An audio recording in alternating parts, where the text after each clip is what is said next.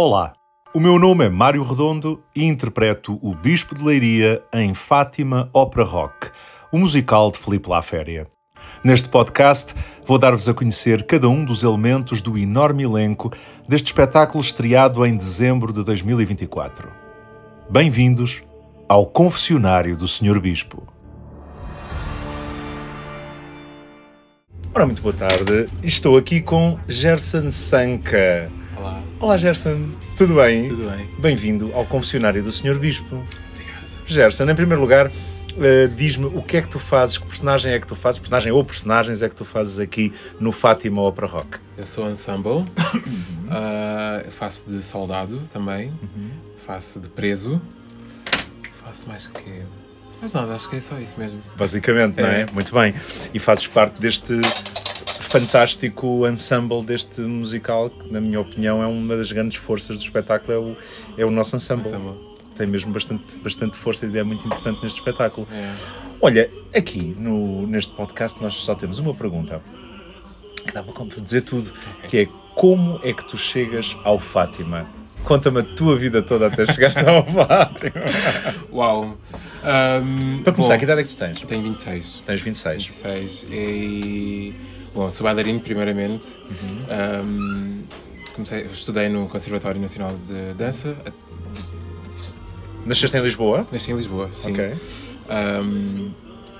E quando entrei em 2011, se não me engano, 2010 para 2011. No Conservatório de Dança. E depois acabei em 2018. Sim, mas espera aí, não vamos já saltar aqui. Eu para já quero saber. Quer saber tudo? Tudo. Eu quero saber. Ok. Por que raio é que tu resolves ir para o Conservatório de Dança?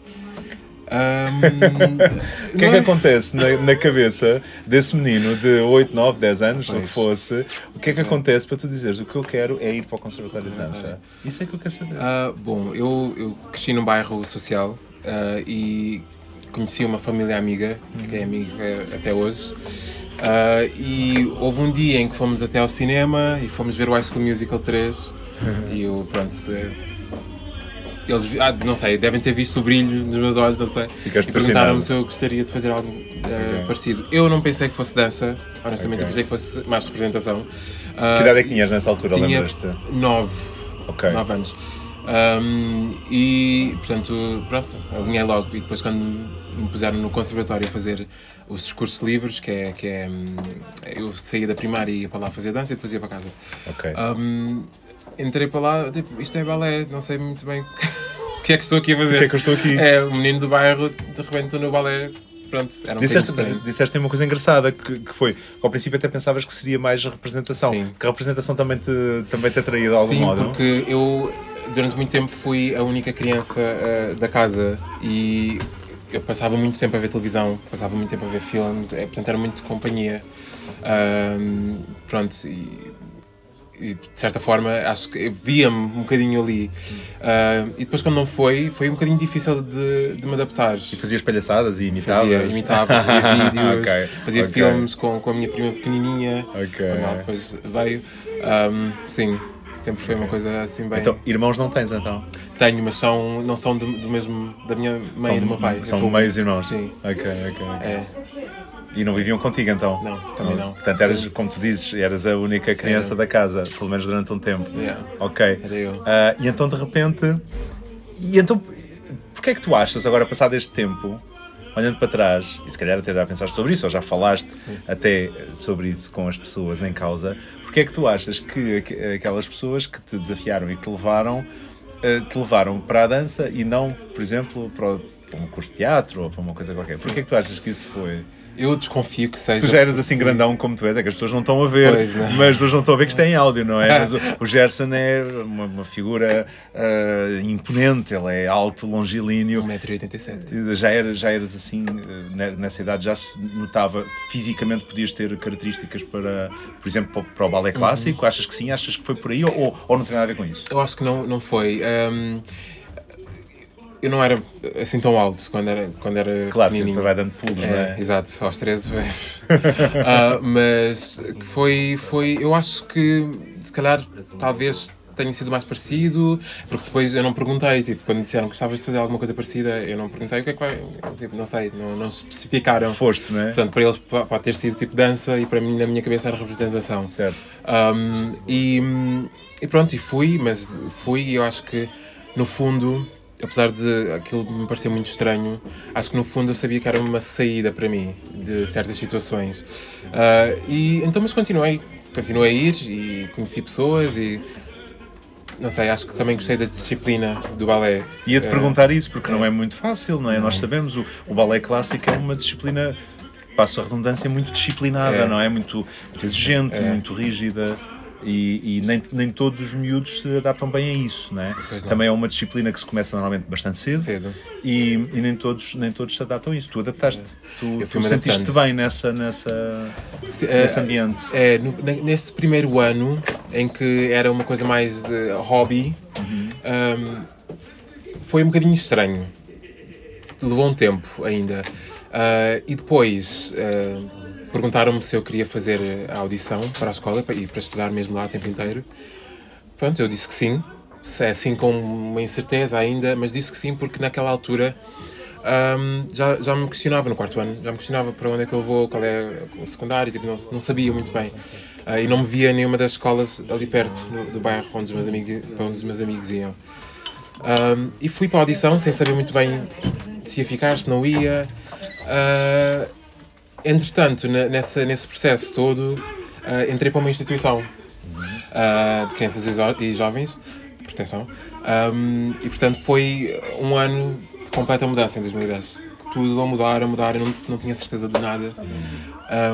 E fui para lá e fiz a audição e fiquei, e entrei.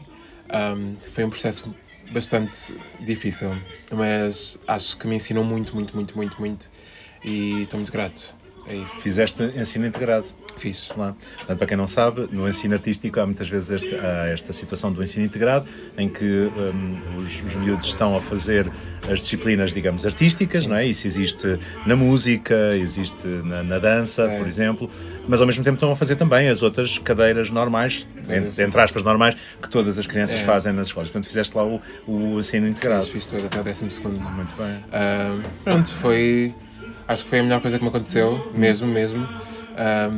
No início era assim um bocadinho estranho porque eu via os meus colegas e via que as pessoas, sei lá, eram todas flexíveis e tinham pés assim, e os físicos, e eu não era nada disso, era completamente o oposto. Os meus pés eram retos, não tinha muita flexibilidade, portanto eu não percebia muito bem porque é que tinha ficado. Mas acho que fui... E hoje percebes? Não sei. Já pensaste nisso? Já. Se olhando para trás, dizer, mas que raio é que aquela gente viu em mim para me incentivar? Tens alguma teoria de que tu achas? Eu não sei. Eu sempre fui bem artístico, desde pequenino, mas não... Ou seja, não sei porque é que me viram, ou que me disseram, ok, este pode. Alguém viu qualquer coisa. Se calhar nem tu estavas a perceber. Eu acho que sei o ponto em que eu comecei a dar mais importância e comecei a perceber que eu posso fazer isto e bem, mas não foi de início. Acho, e tive de me provar também ali, claro.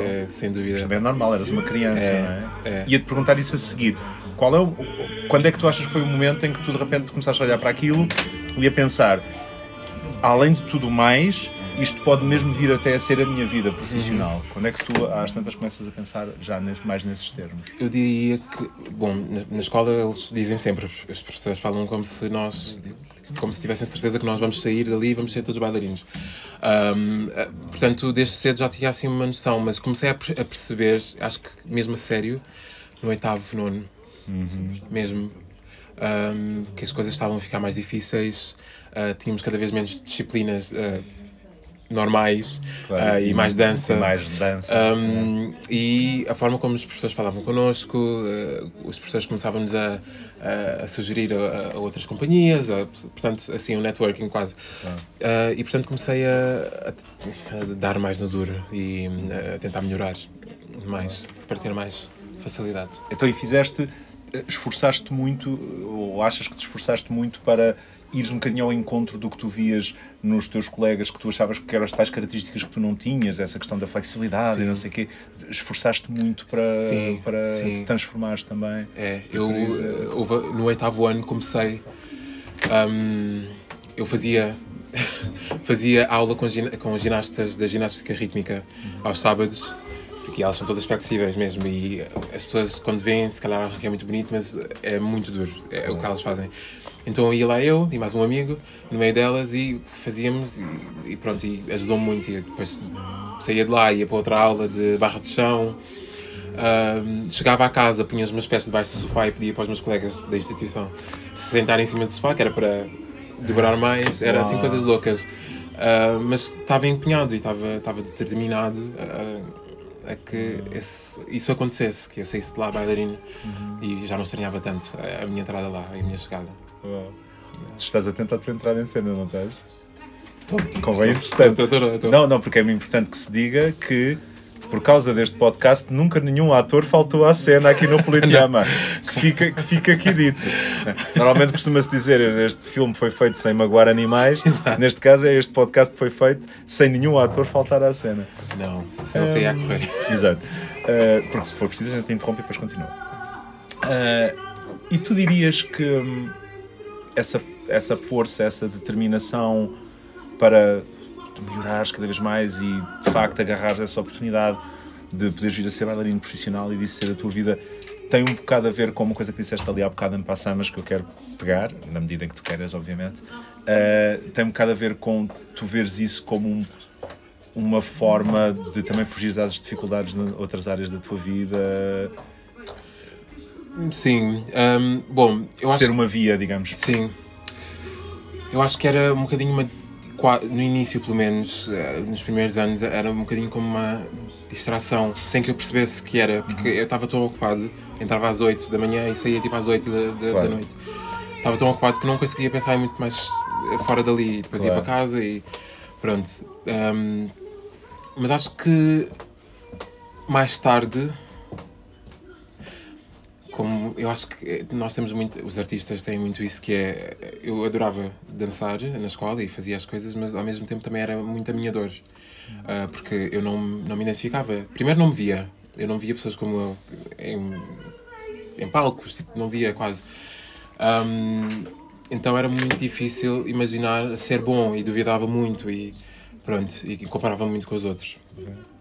Portanto, porquê é que dizes, desculpa, não querendo ser muito chato, mas porquê é que dizes que não te vias especificamente? Porque não via, ou seja, nós acreditamos no que vemos quase. Se eu não vejo pessoas como eu, parecidas a mim, negras, a fazer algo que não costuma ser habitual, que eles fazem. Sim, mas era aí que eu queria chegar, sim. Porque ao mesmo tempo estamos aqui a falar de duas coisas. Obviamente as pessoas, quem está a ouvir isto em podcast só, em Apple Podcast, não tem qualquer imagem. Quem está a ouvir isto no YouTube está ao mesmo tempo que nos está a ouvir, está a ver fotografias que o Gerson entretanto me irá mandar, e portanto sim, tu és negro, mas eu às tantas estava aqui a tentar perceber se tu estavas a falar necessariamente disso, até porque curiosamente em Portugal até há uma certa tradição, uma forte tradição, não quero exagerar, mas há uma grande tradição de bailarinos negros. Até temos essa tradição. Eu sou muito amigo de um bailarino, que é por muitos considerado talvez o maior bailarino da história da dança em Portugal, que é o Bem-vindo da Fonseca. E não é o único caso. Mas eu não percebi bem se estavas a falar dessa questão ou da Sim. questão de dificuldades sociais e familiares, onde eu já percebi pela tua conversa que também tinha sido um aspecto difícil da tua vida em criança. Sim. Percebes a minha dúvida, sim, não é? Percebo. A minha dúvida. Não, eu acho que, para mim, pelo menos, eu não via muito. Havia uns em que eu me agarrava-me a esses, principalmente depois quando comecei a levar a coisa muito mais a sério. E a ver mais coisas. Sim. Levava como inspiração para continuar. Claro. Mas no geral achavas que não havia... Sim. Achavas-te um bocadinho fora do teu ambiente, não é? Um bocadinho tipo... No início, especialmente, sim. Nunca tinha visto aquilo, portanto estava... Sei lá, nunca tinha estado tão dentro da coisa. Mas... Pronto, depois aquilo é andar para a frente. E não era o único também. Eu tinha um colega também que também era negro e era guineense também. E tinha outros também. A tua ascendência é da Guiné? É. Ok. Não tinhas falado disso, que é interessante. Muito bem, da Guiné-Bissau. E a propósito também destas questões, tu eras em criança e depois em jovem, tu eras espectador de teatro ou de dança, ou nem por isso? As coisas que vias era mais pela televisão? O primeiro espetáculo que eu vi foi o Lago dos Cisnes, e eu era bem pequenino, sim. Ok. Mas depois disso não ia a muitos espetáculos, nem nada disso. Okay. E foi só depois de ter entrado para a escola que comecei mesmo a ver mais e a ir mais e a fazer também, claro. Certo. Que aí tiveste mesmo também esse interesse, não é? De ir à procura e de ver e tudo isso. E então, acabas o conservatório de dança e começas a trabalhar? Foi isso? Foi um bocadinho. Eu, na escola, já no final do ano letivo, vi uma audição que tinham posto ali e eu precisava de dinheiro, queria, claro, sei lá, para fazer coisas no verão com os meus amigos, claro, e tal. Claro. E então inscrevi-me e vim, e era para aqui, para o Politeama. E era okay. Para... yeah. Okay. A audição era cá no Politeama e era para dançar nos Globos de Ouro, 2018. Okay. Pronto. E fiz a audição e passei, e fiquei, e foi uma experiência bastante agradável, na minha opinião. Diferente também, porque era um estilo de dança diferente, não é? Entretanto, a escola acabou e chamaram-me para cá, para fazer a Rapunzel. Pronto, e foi o meu primeiro trabalho. Porque essa participação nos Globos de Ouro 2018 era portanto, a parte teatral, digamos assim, da gala, era feita pelo Filipe? Era feita pelo Marco. Pelo Marco, sim, que é um coreógrafo, Marco Mercier, que trabalha muito com o Filipe Alféria. Ok. Foi. Daí ter sido aqui no Politeama. Sim, sim. O Sr. Filipe estava a ver também, mas... ok. E aí foi aí que ele ficou contigo debaixo de olho, eu acho que sim. Okay. Eu acho que sim. Provavelmente, que ele é sempre muito atento a estas coisas, ele depois fica com as pessoas ali engatilhadas para uma coisa mais à frente. E tu vinhas, disseste aí uma coisa, já agora quero pegar, tu vinhas da escola muito ali na técnica do balé clássico, sentias que estavas muito fechado ali e que não tinhas tido ainda muitas experiências de dançar outros estilos? Eu já tinha dançado outros estilos, porque fora da escola às vezes ia fazer, sei lá, uma aula, sim, e tentava, especialmente a contemporâneo, porque eu considero-me mais contemporâneo. Há outros estilos de dança contemporânea, portanto eu queria aprofundar um bocadinho mais. Mas sim, eu acho que não foi difícil adaptar-me ao estilo, acho que não. Ok. Portanto, depois de repente quando começaste a fazer uma coisa que era mais, quase comercial, já te sentiste mais ou menos à vontade? Estava ok.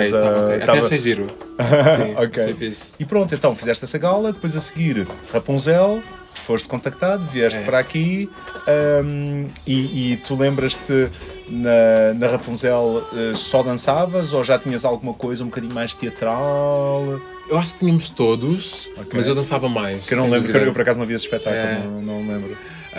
Dançava mais, sim, mas era muito giro, foi muito fixe, conheci pessoas muito fixe com quem eu trabalho até hoje.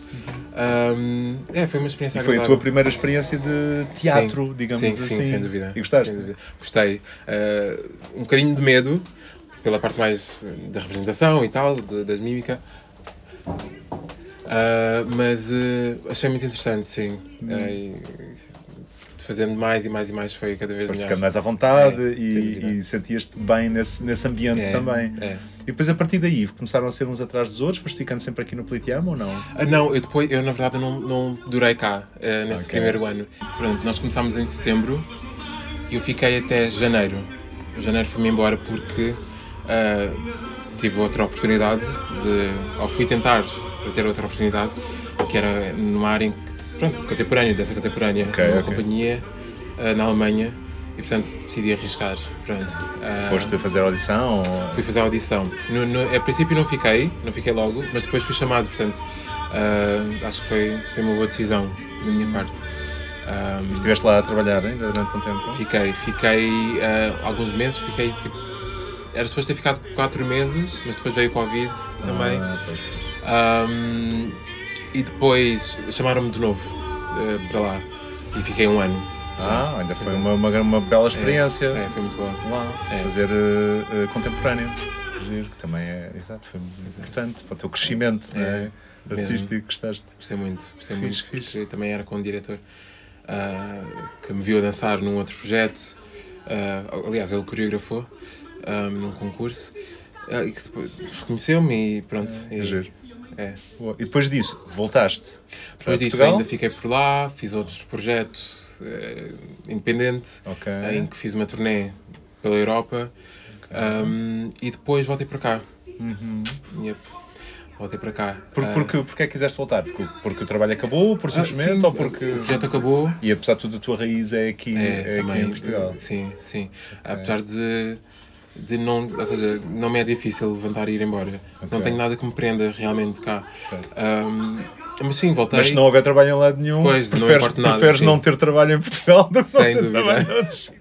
Bem melhor. Ok, que às vezes é o que as pessoas dizem, sim Sem senhor. dúvida. Percebo isso. E então voltaste para cá, Voltei para cá. e aos pouquinhos vamos nos andar a aproximar outra vez aqui do Politeama, não é? Como é que isso acontece? Acontece, bom, este ano, na verdade, em 2024. Eu fui fazendo outros trabalhos por aí. Comecei também a pôr assim um bocadinho o pé na representação. Ok, E fala-me disso. pronto, olha, tenho, sei lá, eu acho que o bichinho nunca saiu realmente.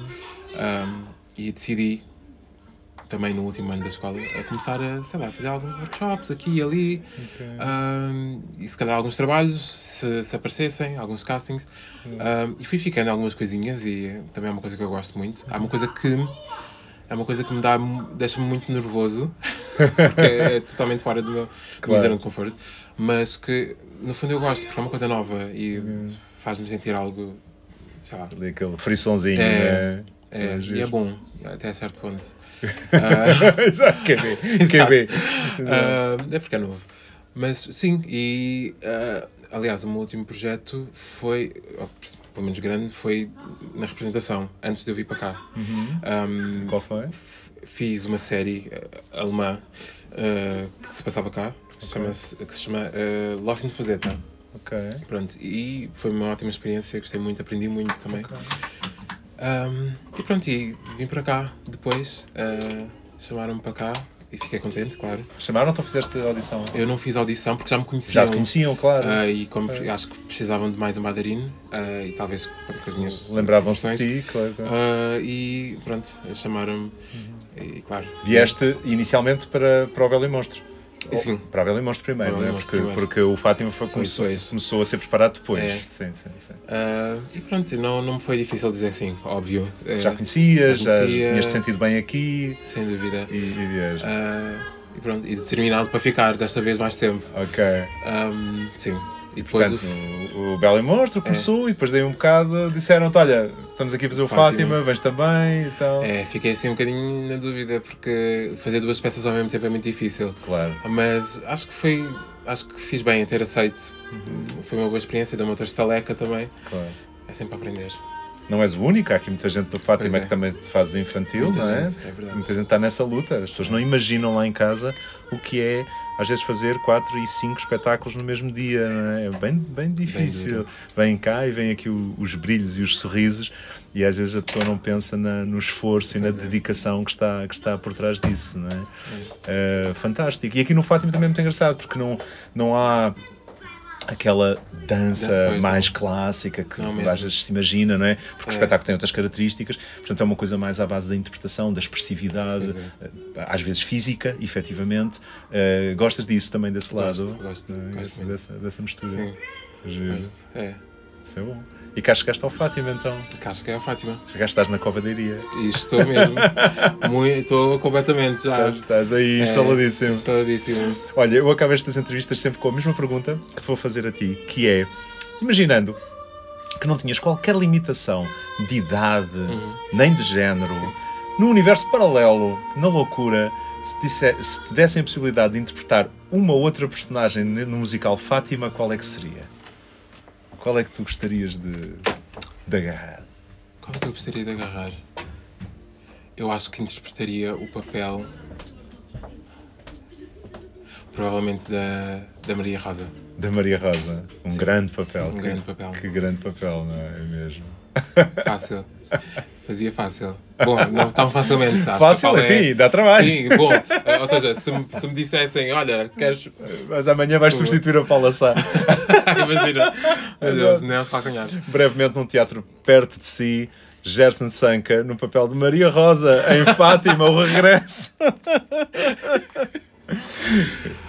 Compreendo perfeitamente, porque é um grande, grande papel, sem dúvida, sem dúvida. É com uma viagem interior também muito interessante da personagem, não é? É mesmo. Não querendo aqui interromper, acho que vou ter de sair de novo. Não, mas estamos mesmo a acabar, porque esta é a última pergunta do nosso podcast. Eu faço sempre esta pergunta no fim. Okay. Portanto, Gerson, muito obrigado por teres vindo ao confessionário. Muito obrigado. Obrigado e apareçam. Exato, venham ver. E assim termina mais um episódio do Confessionário do Sr. Bispo, um podcast informal e artesanal com a melhor banda sonora possível. Os bastidores fervilhantes de Fátima Opera Rock, às vezes mais barulhentos, às vezes mais silenciosos, muitas vezes caóticos, mas sempre cheios de amor pelo teatro. O meu nome é Mário Redondo e espero-vos brevemente num novo episódio do Confessionário do Sr. Bispo.